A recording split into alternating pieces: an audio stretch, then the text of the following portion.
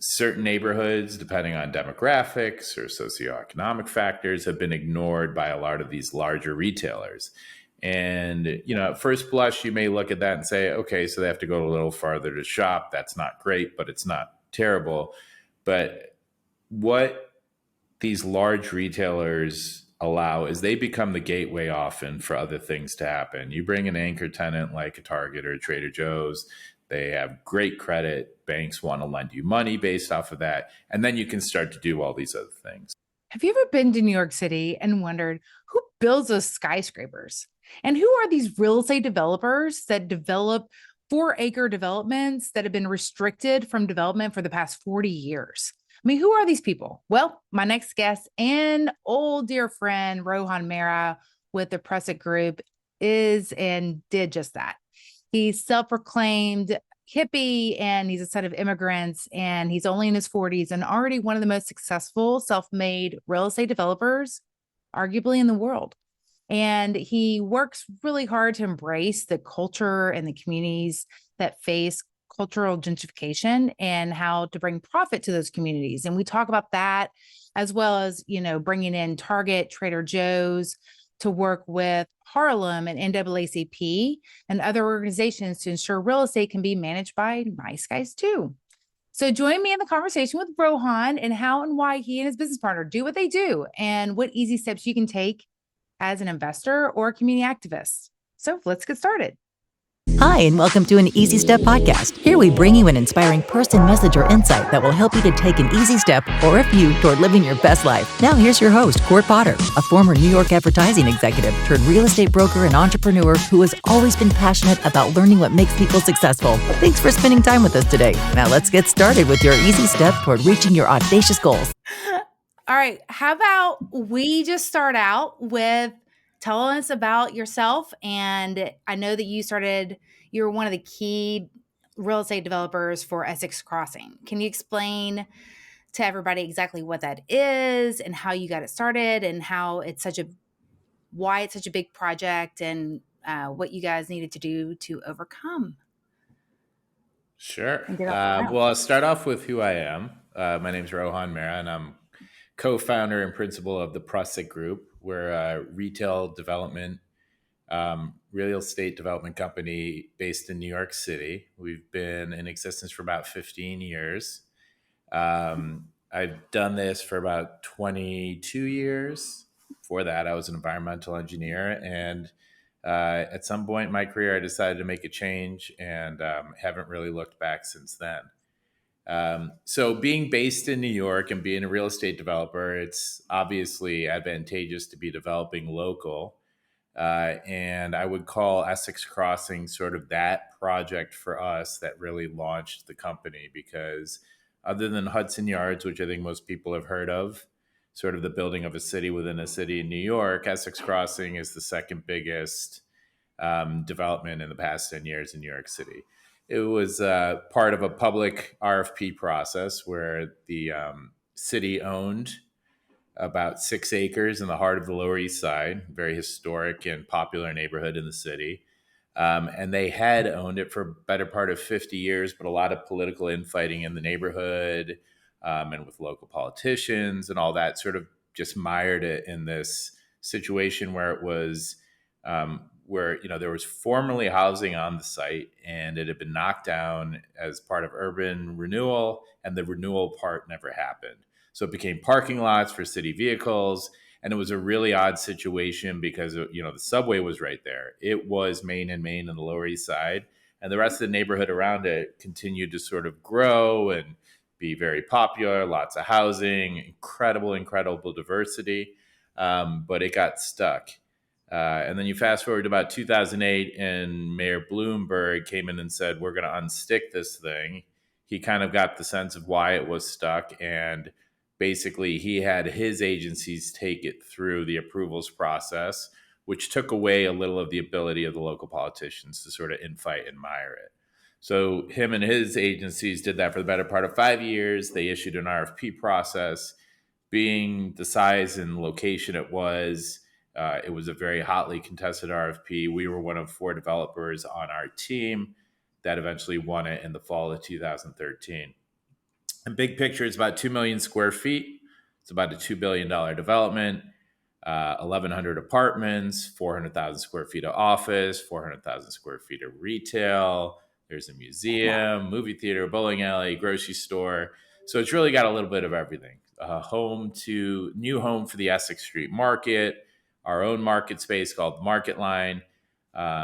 Really try to get creative with how we would honor the community, provide it stuff it was lacking, but still make people feel like they belonged. And I think that's why we were ultimately picked. So fast forward 10 years, we've completed 2 of the 3 phases, which is effectively about 90% of the development. Oh my gosh. Okay. So many questions Okay. and all of that. That's just amazing, first of all. And that was great overview. Uh, I did not realize that you switched careers. We've known each other for a long time. Yeah. When exactly did you switch It's careers? what brought me to New York City, actually. So I went to college and grad school originally to be an environmental engineer. I did that for like a year in Oregon, a couple years in DC, and then I realized it wasn't really for me. Wasn't sort of the career path I wanted. So I went to business school at NYU. And actually, originally, my sort of one of my plans had been to maybe open up a furniture design and manufacturing company. But then I realized I didn't have the skill set that you need for that. The idea was cool, but I didn't. I wasn't a furniture maker.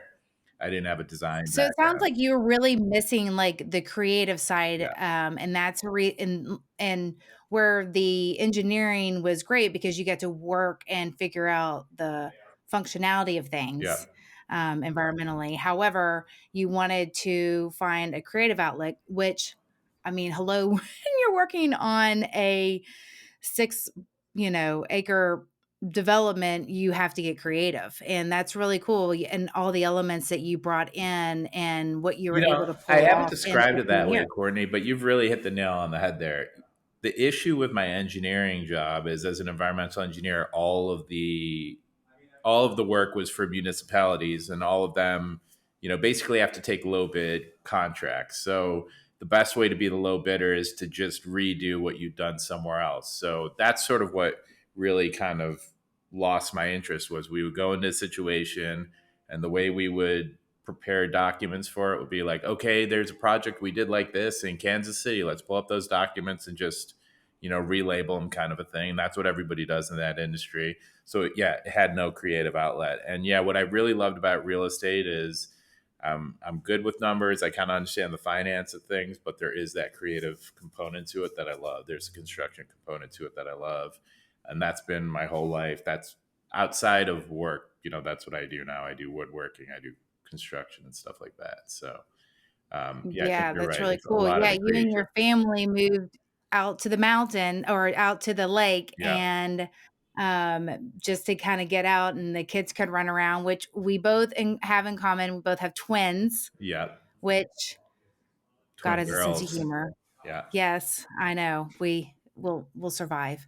yeah. But yes, okay. So going back to you switch careers, and then within that 15 years, you have really accomplished a lot, and yet you're the son of immigrants, and you've worked your way up to be one of the top New York City developers, and therefore I would arguably say in the world.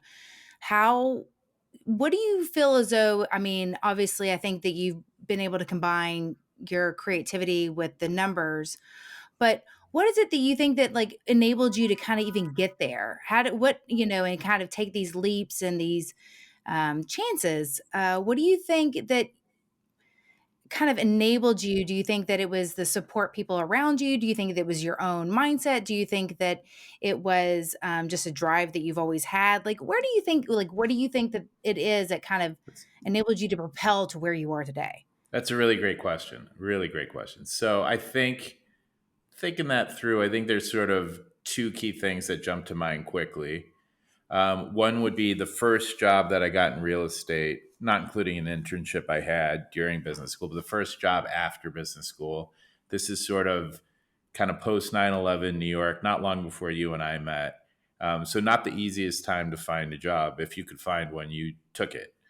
And I got a job with Forest City Ratner Companies in New York. They were a pretty good sized developer there. And I was placed in their retail group. I didn't, I mentioned that I'm a retail real estate developer, developing shopping malls, grocery stores, movie theaters, things like that. But there was nothing prior to that job that sort of suggested that's where I should be. But that's the group I got hired into.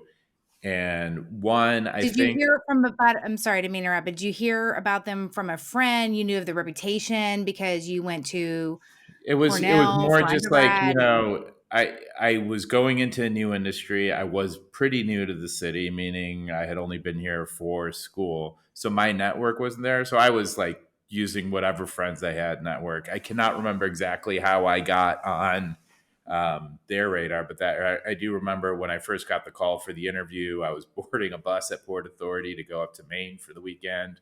And I was, that's where my mind was. I was like, I have no sort of active leads.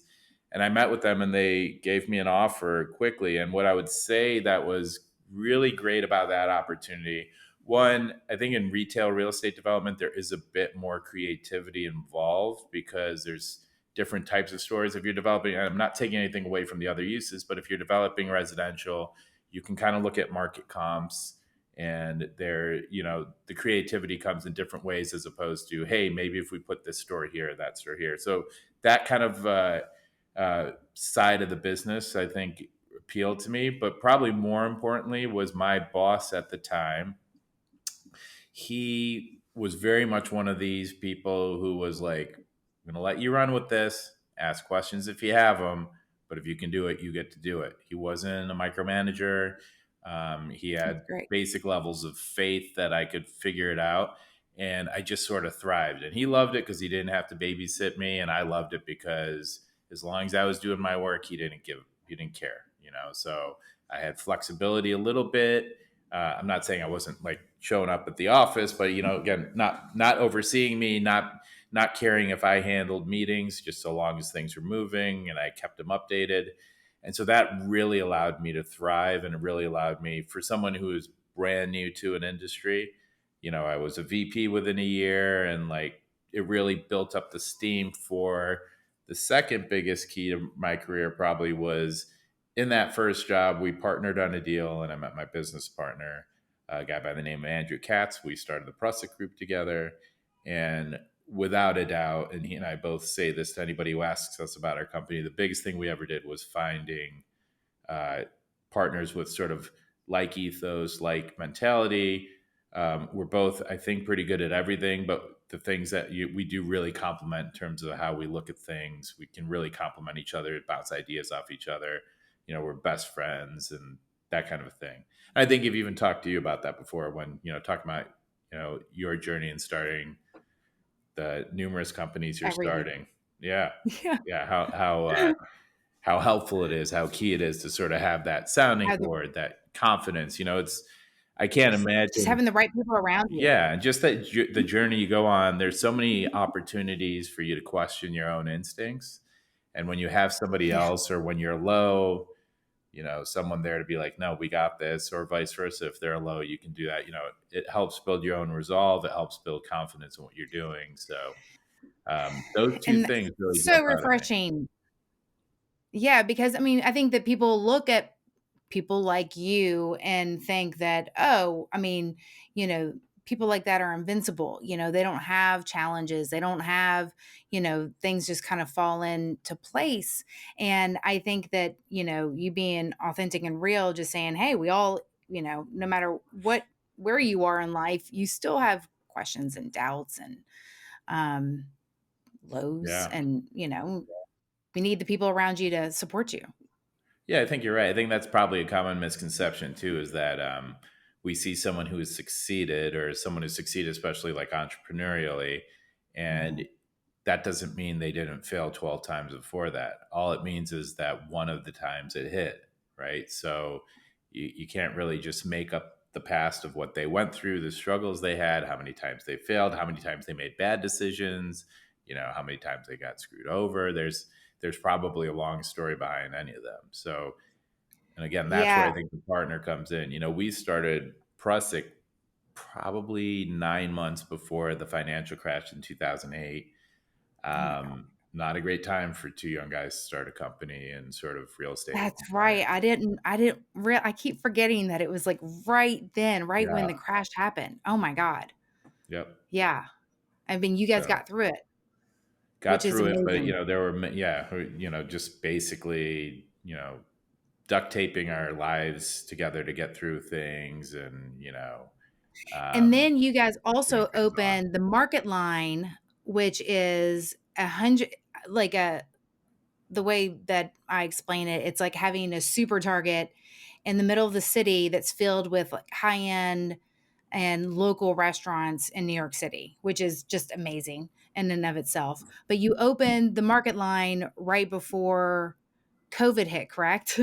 Correct, which was, yeah, that was really difficult. So the market line inspired, I mentioned the Essex market before down at Essex Crossing, sort of the city's premier public market.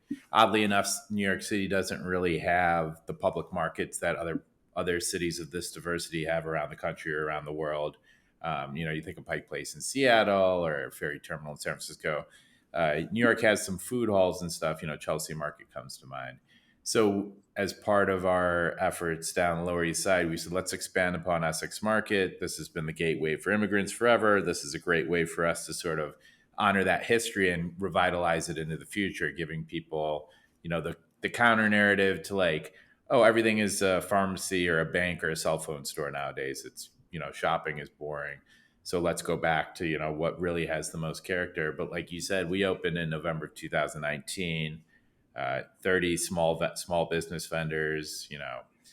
95% of them were New York City based. 70% of them were immigrant, minority, or women owned businesses. So it was really a great sort of story, great counter narrative to some of the other stuff. But then, yeah, pandemic hit mid March. And the original plan had been for that market to span 3 blocks. And what happened with the pandemic really is it caused us to, we talked about creativity. You can have a great vision, a great dream that everybody's excited about. But the creativity is, what do you do when what you thought was going to happen doesn't happen? And certainly none of us expected a pandemic, and certainly not one that was 2 years long, and certainly not one that still, I'm not sure what's happening with the office market or how people are working and things like that. I mentioned we have office space down the project, so a lot of different things, but we've been able to pivot on the next 2 blocks. One of them, I just signed a lease 2 weeks ago with a 45,000 square foot gym called Vital. That was really Congratulations. exciting. Yeah, not stuff that's happening too often in New York right now. And then the other block has turned into a very attractive event space for corporate and private events, art shows, not for profit galas, Oh, things that's like great. fashion shows. Yeah, so we've pivoted. We had some great spaces, and these things kind of all complement each other. So we're using that creativity to try to, not quite exactly what we thought was going to happen, but keeping things going. And you also are doing some creative things with some lower income communities where you are embracing the culture while also bringing in opportunity. Can you explain a little bit more about that project? Because I know Sure. you've touched base with me on it, but I also want to kind of get an update. Yeah, I would love to. So, another big project that we've worked on is up on 125th Street in New York. That's the main thoroughfare through Harlem.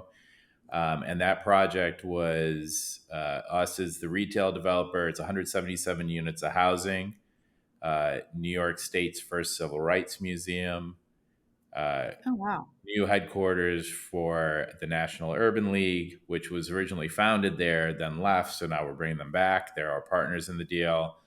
Wow, that's great. Some office space, and then about 80,000 square foot of retail, which we're bringing a Trader Joe's and a Target to the neighborhood.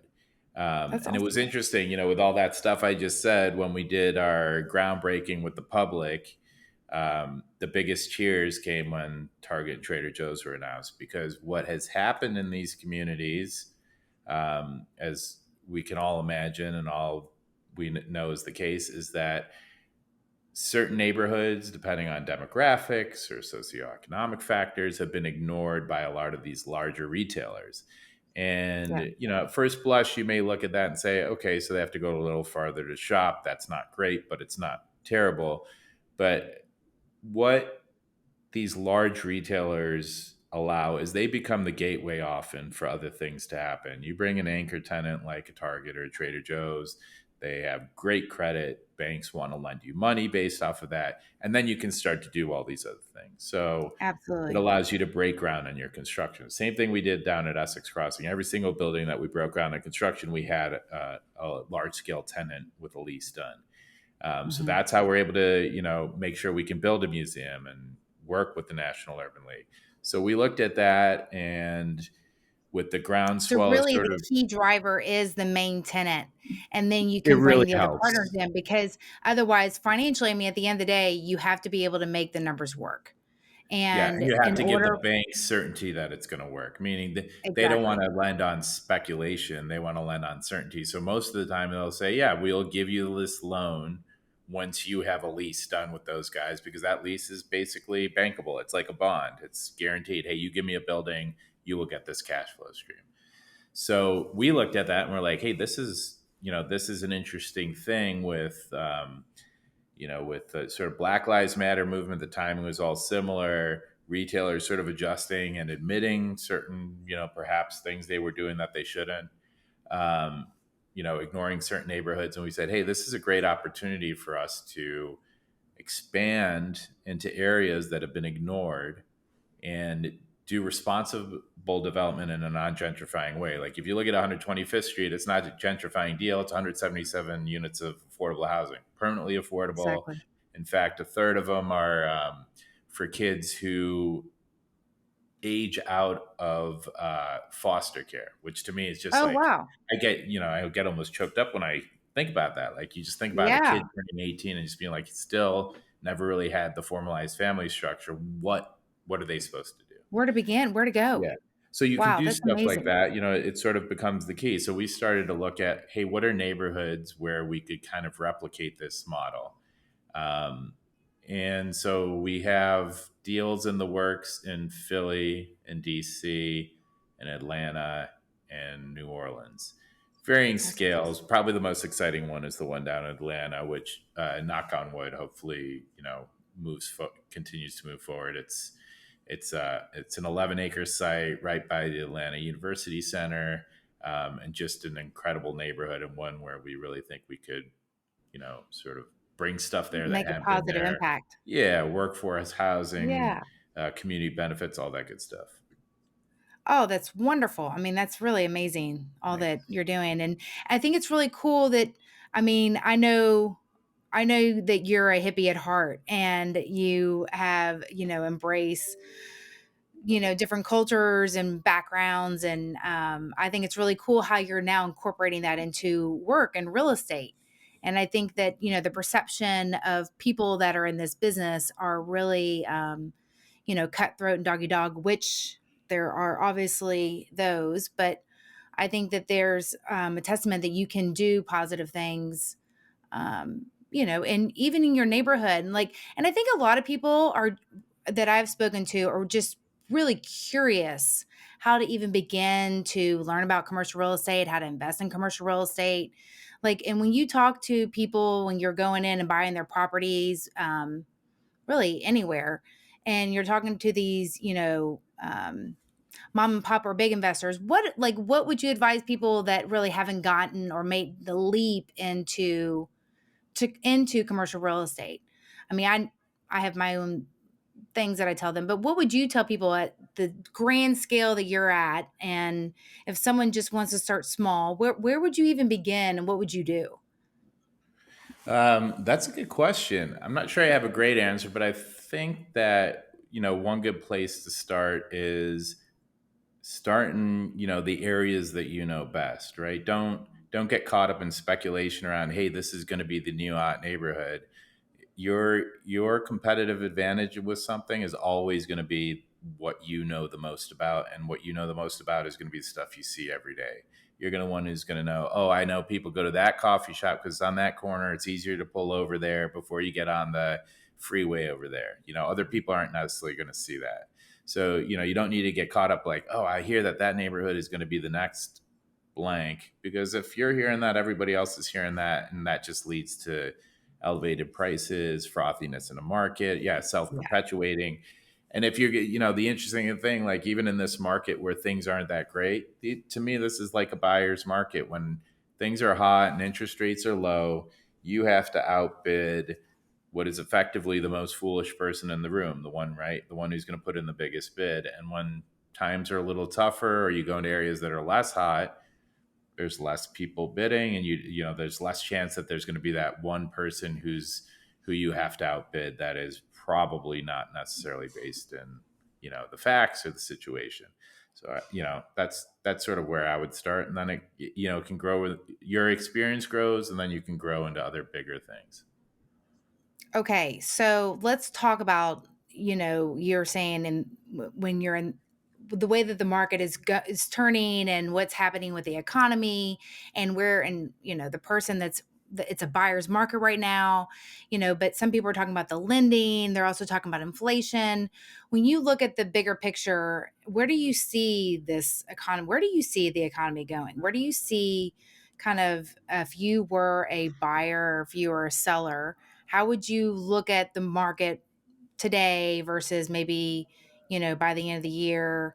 How do you see the market right now playing out, not only for as yourself and the investments in the properties that you have, but looking to go and buy or to sell?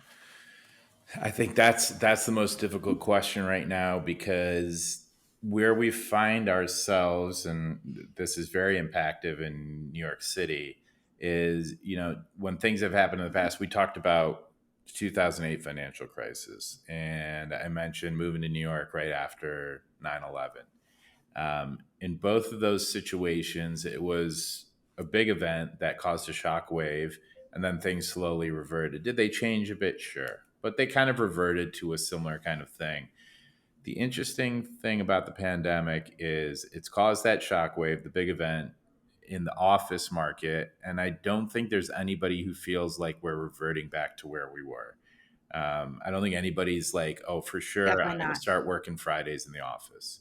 I think, I was laughing about it with a friend the other day. I was like, do you remember when we first started working and you used to have to work an extra hour during the 4 weeks so that you get a half day on Friday? Like in this Yeah. world, like that is, you would laugh if somebody It's told you that. You'd be absurd. like, yeah, Yeah. I'll be at home. Don't worry. You know where to find me. We're on a Zoom or whatever. I mean, because even don't you do the similar thing? Because you guys Yeah, I'm in the moved. office 2 or 3 days a Yeah. week. Yeah, and the rest of the time I'm Yeah. Zooming. And yeah, truth be told, that the change of sort of that paradigm shift and the way people were looking at office work certainly played a part in my willingness. I live about an hour and a half from the city. If I was doing this 5 days a week, I couldn't do that.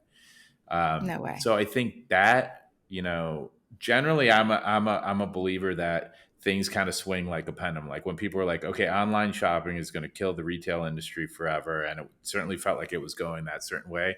Eventually it swings back. It doesn't necessarily swing back all the way, but we're evolving along sort of a moving pendulum path. Now, this time it does feel like there's been a reset of the pendulum. And I think that's where everybody is a little bit puzzled. Like, there's so much office space in New York. It's not yet hit the point where it's vacant. There's a lot of companies that are like, hey, we planned for this Do expense. We're you going to keep it do you going. see that converting to something else? Do you see it converting to apartments or into, I mean, it's going to be interesting. People have started that effort. I was just talking to a friend who just put a bid in on Madison Avenue on a building to convert it. It's a difficult one because, and this is a New York centric answer, right? Where there's a lot of offices are in high rises. So let's say you have a high rise building, be like, okay, let's just convert it to apartments. Apartments, every sort of room needs to have windows. Um, uh, Office floors, you'll typically have like a kitchenette and one bulk bathrooms. Every apartment needs multiple runs of, multiple wet walls. So basically, what you'd have to do to New York skyscrapers, you'd have to hollow out the middle, and you'd have to run all this plumbing through it. So it starts to be like, well, what can you get this building for that you could do all that work, convert it to residential, and have it sort of make sense? So I think in certain markets that's going to make sense. It'll be interesting to see what happens in New York. I guess if there's no use for it, that might happen. It's a lot of office space though, but we certainly do have a housing shortage. Wow. New I York mean, housing is that's as like, expensive as it's ever I'd been. never even thought about. Yeah. Yeah, because you have to start thinking about like all the, I mean, just the windows alone and just the plumbing alone, you Yep. think with apartment versus office, which is interesting when you're thinking of New York City and how that's laid out. And then I was sitting there thinking, I mean, could you turn it into also medical or, you know, I don't even know, medical treatment centers and stuff? I don't, it's like, what, I because mean, you the can do use all has to that around the come. edges. I just don't know if there's a critical mass of that to, consume what's Exactly. effectively millions of square feet. Millions of square Yeah. feet. It's just, I mean, yeah, that's going to be really, whew, that's going to be interesting how to watch New York City and see Yeah. what ends up happening with all that But space. all that being said, and Um, everything I said along those lines, there is, my office is in Midtown, and every month there's more people walking the streets. There's more office traffic. There's more people in the restaurants for lunch and all. so Um, you think that people left and now it's they're still still a coming pendulum. I back? just don't think it's going back to 5 days a week. I don't think it's going back to, that sort of rhythm of life. I Yeah, think probably Fridays are going to be soft from now on. So I think, I don't think it's going to be a situation where people give up office space altogether. I think people are seeing the inefficiency with that. I think, people like sort of the social culture. There are downsides to not going to an office as much as people like to sort of have full flexibility. sure. So I think there is going to be a continued need for the office space, but it'll just be interesting to see how much Where did and you how see it's most used. people move or like migrating? Where do you feel like that the migration has really taken? Because see, being in Florida, we've seen a significant Yeah. rush of people move down here in the Low past, taxes, high 3 years. temps. It's a good Yeah, recipe to exactly. attract I people. mean, Yeah. it's good living. Yeah. Sunshine all the It's time, true. great thunderstorms. Yeah. Yes, so it's good stuff. But I mean, it seems as though that a lot of people went also to Texas, but a lot of people just went to the suburbs, like you. I mean, and then they're just coming in for work, and then they just kind of move back out. Yeah, I So think it I think it seems depends as a bit on though, situations. The sure, suburbs sort of appeal to people with like me. I have 3 children, so suburbs appeal to that. I think, I mean, certain families certainly went down to Florida, but a lot of my friends who moved to Florida were the ones without kids because they're like, well, I'm kind of sick of the city. It's not back to where it was, which it certainly isn't. The nightlife isn't back. The restaurant scene isn't back. Sort of that spark and liveliness. I don't think it's back. I think it'll come back eventually. But absolutely, it's New York. there's the trade-off, right? Like you put up with the hard Yeah, parts of New York because of how amazing it could be. And I think some people through the pandemic was really difficult. And so they're like, yeah, I'm going to take a break. I know a lot of people who went to Los Angeles because it just feels different, right? yeah, It's like, okay, I've been, a lot of people move there. I feel like a yeah, lot of New Yorkers move to LA. A lot of people in California move yes, to Arizona or Texas, or right. even Florida. Yeah. Um, The so it's been consistent thing is interesting. it's a little bit of a switch from New York where you're outside much more. There's natural beauty. Yeah, It's a different lifestyle. What I'm hopeful for is that like with the high prices in New York, that some of these what you might call second cities or secondary cities will start to not start because it's already started, but they'll continue to sort of grow. I think yeah. the whole America as LA, Chicago, New York, and a handful of other cities isn't a great thing. During all the booms of America, I think places like Detroit, Cleveland, and Pittsburgh, and all these other cities were thriving. They had their industries and their nightlife and their music, and it'd be fun and interesting to get some of that back. That's interesting that you kind of haven't thought of it this way. We have these like different movements. The industrial movement and like how and why people move to cities versus move to the suburbs and that flux. And how they label it. So it's going to be interesting to see how this all plays out and the influence that this pandemic had on the entire world and how it's really not only brought us together, but how we work Right. and that flux. So, and it's interesting to see. I am really actually very interested to see how you play this out with your creativity in real estate. So we will have to continue this conversation and find out what you're doing creatively with all this take place and transpiring in the world right now. And all that's transpiring So with you. I'm excited and I'm watching with admiration with everything you're doing. thank you. Yeah. Yes, hopefully we'll all be able to talk about it soon. Yes. Everyone right now is just seeing social media stuff, but it will all be announced soon. So that'll be exciting. Can't wait.